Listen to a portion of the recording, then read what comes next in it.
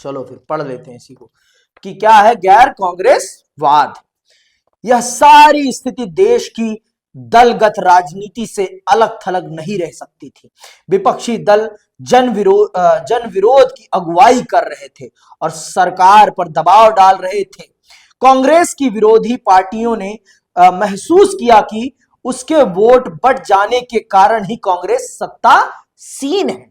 जैसे आज के टाइम पर जो भाजपा की विपक्षी दल है, उन्होंने ये महसूस किया कि हमारे वोट बढ़ जाते हैं, जिस कारण से भाजपा सत्ता में आ जाती है। तो इसीलिए उन्होंने क्या बनाया, उन्होंने गठबंधन बनाया, जिस गठबंधन को उन्होंने क्या नाम दिया, इंडिया अलायंस नाम दिया, जिसे हमारी मीडिया क्या कहती है, बहुत सारी मीडिया कहती है इंडिया अलायंस, भाजपा उसे इंडिया अलायंस कहती है, और वो कहते हैं कि हमारा ये इंडिया अलायंस है।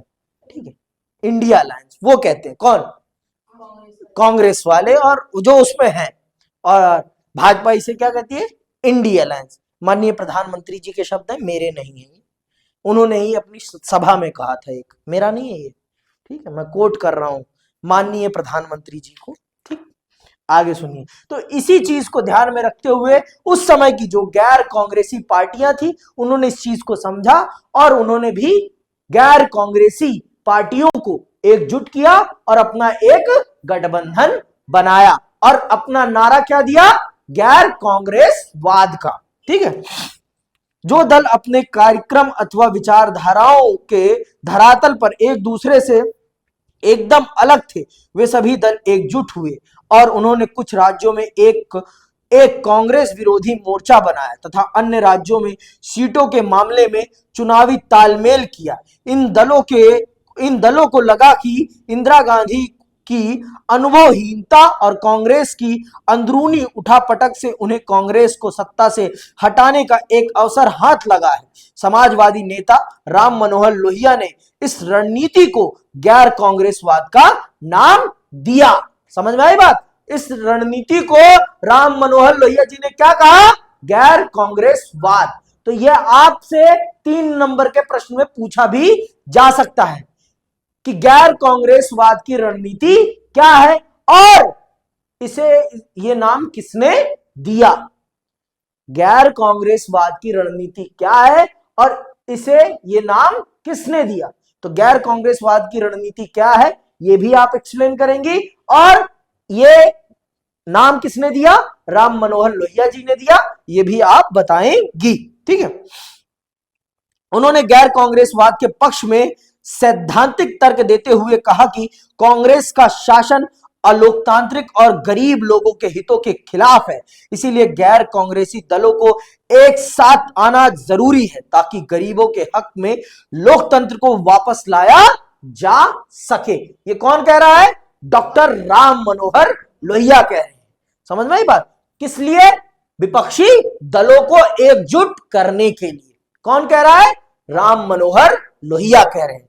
ठीक है, अब आते हैं चुनाव का जनादेश। क्या देता है जनादेश, 1967 का चुनाव, जनता क्या आदेश देती है इस देश की सरकार को, इस देश के राजनीतिक दलों को, आइए जानते हैं और समझते हैं। ठीक है, व्यापक जन असंतोष और राजनीतिक दलों के ध्रुवीकरण के इसी माहौल में लोकसभा और राज्य विधानसभाओं के लिए 1967 के फरवरी माह में चौथे आम चुनाव हुए। कांग्रेस पहली बार नेहरू के बिना मतदाताओं का सामना कर रही थी। नेहरू के बिना पहली बार कांग्रेस मतदाताओं का, जन समूह का सामना कर रही थी। अब एक अनुभवहीन प्रधानमंत्री के नेतृत्व में कांग्रेस उतरी थी। अनुभवहीन क्यों कह रहा हूं मैं, अभी उन्हें 7-8 महीने ही हुए थे प्रधानमंत्री का पद संभाले हुए, राजनीति में लंबे समय से थी, लेकिन प्रधानमंत्री का पद और उसकी गरिमा, उसकी जिम्मेदारी एक बहुत अलग औरा रखती है। कुछ भी हो, माननीय प्रधानमंत्री हैं, उनका अपना एक अलग औरा है और इससे मैं और आप इंकार नहीं कर सकते कि कर सकते हैं, करना भी नहीं चाहिए। वो एक संवैधानिक पद है, ध्यान से, नहीं लात लगेगा और ये उड़ जाएगा। ठीक है। चुनाव के परिणामों से कांग्रेस को राष्ट्रीय और प्रांतीय स्तर पर गहरा धक्का लगा। फिर से सुनना, चुनाव के परिणामों ने कांग्रेस को राष्ट्रीय मतलब लोकसभा के चुनाव में और प्रांतीय मतलब राज्यों की विधानसभा के चुनाव में गहरा धक्का लगा। तत्कालीन अनेक राजनीतिक पर्यवेक्षकों ने चुनाव परिणामों को राजनीतिक भूकंप की संज्ञा दी।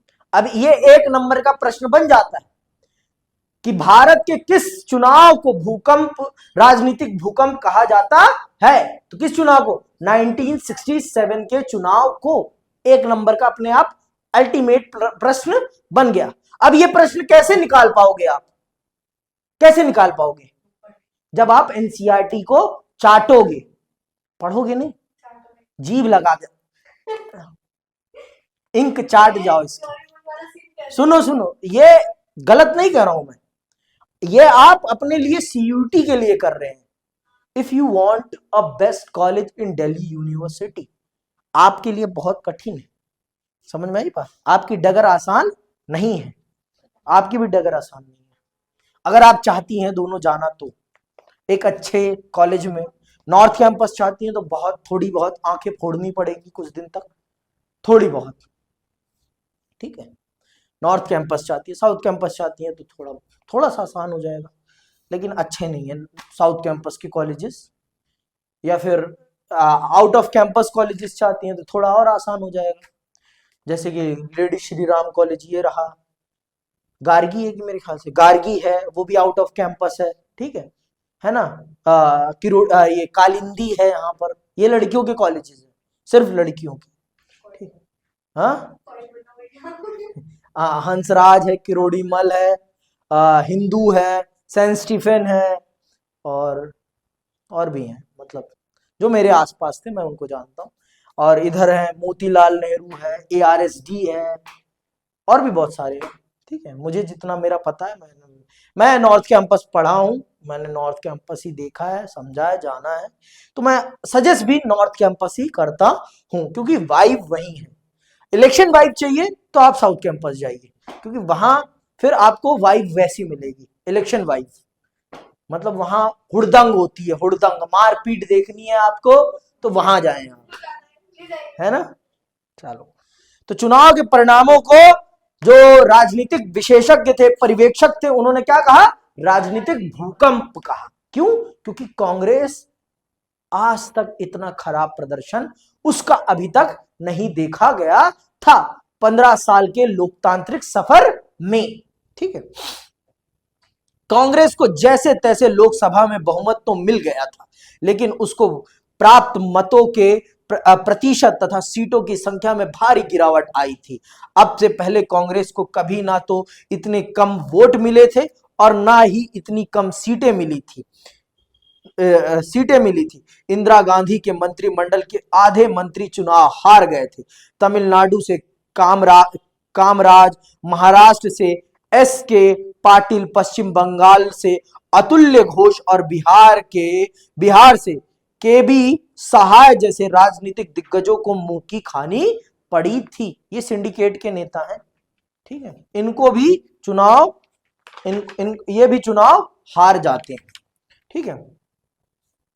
राजनीतिक बदलाव की यह नाटकीय स्थिति आपको राज्यों में और ज्यादा स्पष्ट नजर आएगी। कांग्रेस को 7 राज्यों में बहुमत नहीं मिला। 2 अन्य राज्यों में दल बदल के कारण यह पार्टी सरकार नहीं बना सकी। जिन 9 राज्यों में कांग्रेस के, अब ये भी है, ये भी पूछा जा सकता है कि कांग्रेस ने 1967 के चुनाव में विधानसभा में कौन से 9 राज्यों की सत्ता से बाहर हो गई, ये भी पूछा जा सकता है, या कितने राज्यों की सत्ता से बाहर हो गई। तो ये एक नंबर के प्रश्न है ना, ये तभी आप अटेम्प्ट कर पाओगे जब आप एनसीईआरटी को चाटोगे। अब नहीं चाटोगे तो तुम्हारी चाट जाएगी दिमाग, 20 नंबर चले जाएंगे, 20 नंबर चले जाएंगे, फिर मत बोलना, है ना। 60 नंबर राइटिंग के हैं और 20 नंबर बुद्धि के हैं। लगा ली बुद्धि तो आ गए नंबर, नहीं लगाई बुद्धि चले गए नंबर। टाटा। जिस 9 राज्यों में कांग्रेस के हाथ से सत्ता निकल गई थी, वे देश के किसी एक भाग में कायम राज्य नहीं थे। ये राज्य पूरे देश के अलग अलग हिस्सों में थे। कांग्रेस पंजाब, हरियाणा, उत्तर प्रदेश, मध्य प्रदेश, बिहार, पश्चिम बंगाल, उड़ीसा, मद्रास और केरल में सरकार नहीं बना सकी। मद्रास प्रांत, अब इसे तमिलनाडु कहा जाता है, में एक क्षेत्रीय पार्टी द्रविड़ मुन्नेत्र कड़गम पूर्ण बहुमत के साथ सत्ता में आने में कामयाब रही, जिसे डीएमके आज कहते हैं। ठीक है, द्रविड़ मुन्नेत्र कड़गम डीएमके हिंदी विरोधी आंदोलन का नेतृत्व करके सत्ता में आई थी। यहां के छात्र हिंदी को राजभाषा के रूप में केंद्र द्वारा अपने ऊपर थोपने का विरोध कर रहे थे और डीएमके ने उनके इस विरोध को नेतृत्व प्रदान किया था। चुनावी इतिहास में यह पहली घटना थी जब किसी गैर कांग्रेसी दल को किसी राज्य में पूर्ण बहुमत मिला। तो यह भी एक नंबर का सटीक प्रश्न बन जाता है कि वो कौन सा दल है जिसे विधानसभा के चुनाव में पहली बार पूर्ण बहुमत मिला था राज्य में। तो कौन सी है? डीएमके। और किस कारण से? हिंदी विरोध के कारण। हिंदी को राजभाषा ना बनाया जाए, इसके विरोध के कारण से उसे ये जन समर्थन मिला था। कहां पर? तमिलनाडु में, आज के तमिलनाडु में। उस समय उसे मद्रास कहा जाता था। ठीक है। चुनावी इतिहास ये पढ़ दिया ना। उस समय आमतौर पर कहा जाता था कि दिल्ली से हावड़ा जाने के लिए ट्रेन पर बैठो तो यह ट्रेन अपने पूरे रास्ते में एक भी कांग्रेस शासित राज्य से होकर नहीं गुजरेगी। लोग कांग्रेस को सत्तासीन देखने के अभ्यस्त थे और उनके लिए यह एक विचित्र अनुभव था। तो क्या मान लिया जाए कि कांग्रेस का दबदबा खत्म हो गया? मान ले, क्यों ना माने, इतना तो खराब प्रदर्शन था उसका। आपको पता है इंदिरा गांधी जीत जाएंगी? हाँ, फिर से चुनाव होगा। हाँ, अच्छा, चलो फिर पढ़ ही लेते हैं। फिर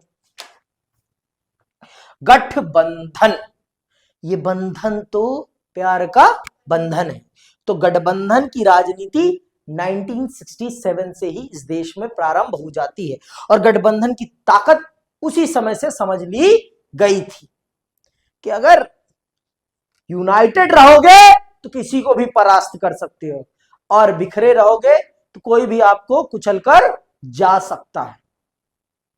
आप कुचले तभी जाओगे जब आप बिखरे रहोगे, और आप अगर एकजुट रहोगे तो आपका कोई बाल भी बाका नहीं कर सकता। No one can touch your single hair, है ना? सही अंग्रेजी बोला? Thank you. चलो 1967 के चुनाव से गठबंधन की परिघटना सामने आई। चूंकि किसी पार्टी को बहुमत नहीं मिला था, इसलिए अनेक गैर कांग्रेसी पार्टियों ने एकजुट होकर संयुक्त विधायक दल बनाया और गैर कांग्रेसी सरकार को समर्थन दिया। इसी कारण इन सरकारों को संयुक्त विधायक दल की सरकार कहा गया। अधिकतर मामलों में ऐसी सरकार के घटक दल विचारधारा के लिहाज से नहीं, एक दूसरे से भिन्न थे। मिसाल के लिए बिहार में बनी संयुक्त विधायक दल की सरकार में 2 समाजवादी पार्टियां एसएसपी और पीएसपी शामिल थी।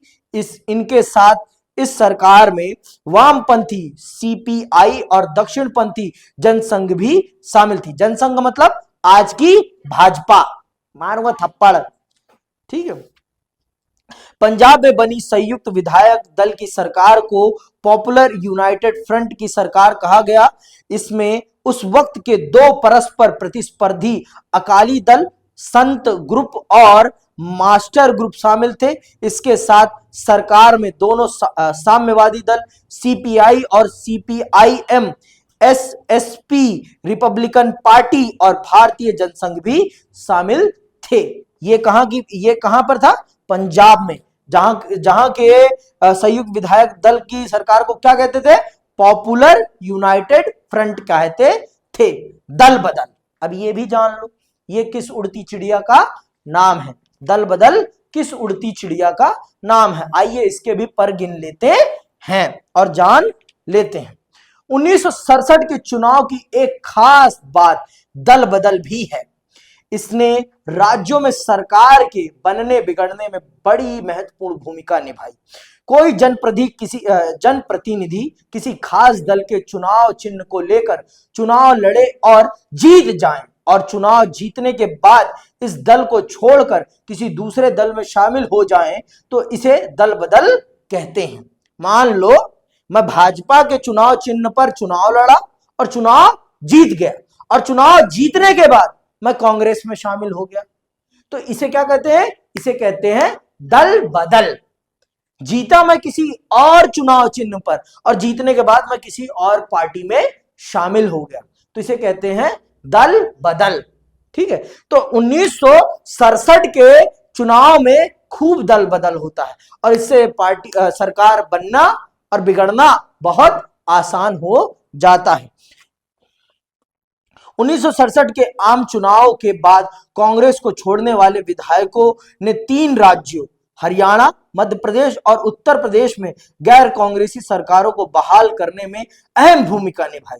इस दौर में राजनीतिक निष्ठा की इस अदल बदल को आया राम गया राम का जुमला मशहूर हुआ। इसी परिघटना से आया राम और गया राम का जुमला मशहूर होता है। वैसे तो आया राम गया राम ये हरियाणा के एक विधायक के लिए प्रयोग किया जाता है और ये रहा, इसको आप पढ़ लेंगे।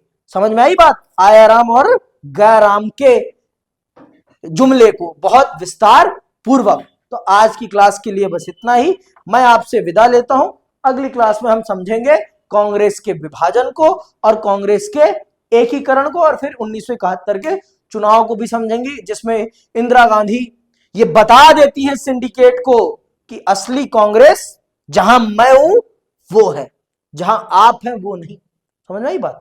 पहले तो ये समझेंगे विभाजित कैसे होती है, किन कारणों से होती है, और फिर कैसे इंदिरा गांधी अपने नेतृत्व में कांग्रेस को पुनर्स्थापित करती हैं। इसी के साथ मैं विदा लेता हूं। जय हिंद, जय भारत।